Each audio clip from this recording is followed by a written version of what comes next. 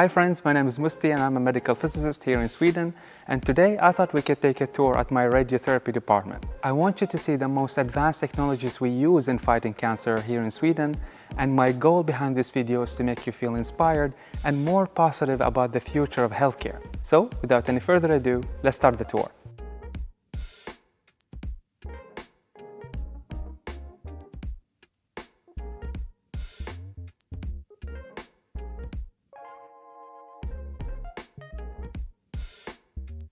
So I thought we could start first with what the patients have to start with when they arrive to a radiotherapy department, the CT scan room.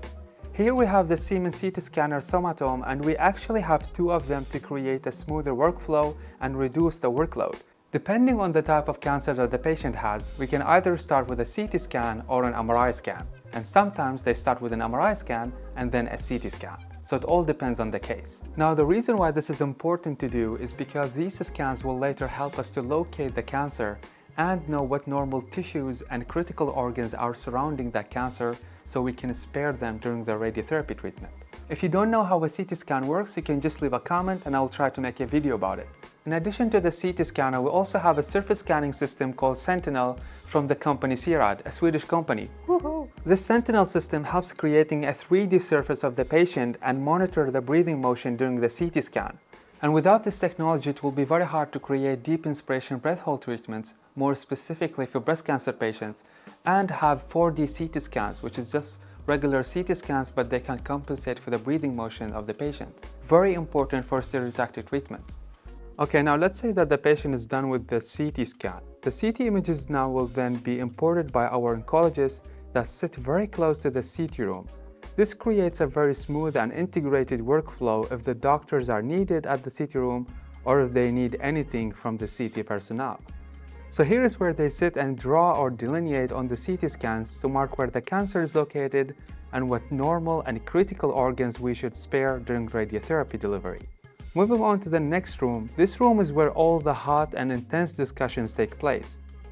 Doctors and medical physicists are gathered here every morning to discuss the patient cases and also what medical treatments they have prescribed to the patients. We show all the relevant patient information behind me on these two screens, and so by discussing this every morning with a lot of colleagues, we arrive at the most optimal treatment for that patient. We also have a dosimetrist that takes care of the coordination of these meetings and the patient list and other stuff that's related to the computer and the patient information. Now, after the doctors are finished being in the other room and they are happy with their prescribed treatment to that patient, they send all the patient files to the dosimetrist, who conveniently are located very close to the doctors to facilitate this process. In Sweden, we call dosimetrists treatment planners or dose planners. The reason for that is because the doctors know very well what treatment to prescribe to the patient, but they don't really know how to optimize the treatment, the angles, the scenarios to create this optimal treatment for the patient. They just know that I want to have that amount of radiation in this region and I would like to have almost zero radiation in this region. And that's the job of the dosimetrists. They sit behind their computers and work for hours to try to find the most optimal scenario that suits this patient's anatomy and the region where the cancer is located while preserving the normal tissues. It's a really fun job because it comes with a lot of problem solving and that every patient has a different challenge when it comes to their anatomy and the location of the cancer that makes it so hard sometimes to optimize the treatment. But still, and I think that's the thing that makes it super exciting to work with, try to solve these kind of complex problems. Now for the treatment planning itself, we use either the research products, another Swedish company by the way, woohoo, or the Eclipse treatment system from Varian, which I think these are the most popular ones worldwide too. But if you use something different, just leave it in the comment. I would love to know about it. Now let me take you upstairs to where the medical physicists are located. Now behind me is where all the medical physicists are located. So let me take you through this corridor.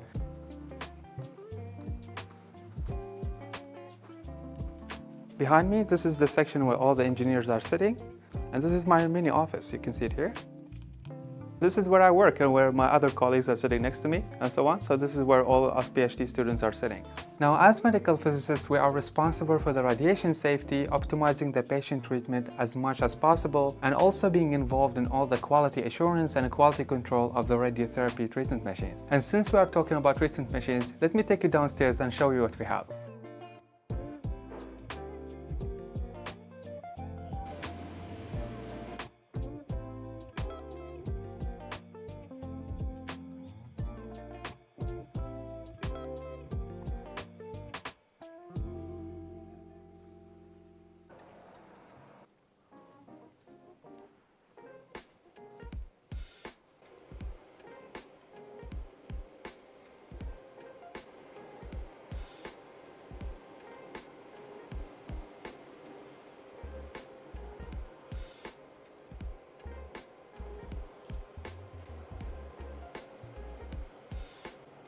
Okay, so we have 6 identical rooms, just like this one, equipped with a Varian TrueBeam system and the Catalyst HD Plus from the C-Rad company. SGRT is very important in Sweden to make sure that the patient is positioned correctly and that we could monitor the patient all the time during the treatment delivery of the radiation on this couch. Now, this specific couch is a 4 degrees of freedom couch that allow us to correct for the position in the up, down, right, left, but also for the rotation. And later on, I will show you a 6 degrees of freedom couch where we could correct for the pitch and roll too, beside the rotation. We also use the lap lasers for the setup. In this clinic, we usually work from 7:30 to 16:30, and we treat about between 24 to 28 or 29 patients every day in each treatment room. But these rooms are used for the standard treatments of cancer. But if we have more advanced and complex treatments, we have to go to the other side of the building where we have our most advanced treatment machines. So let's go.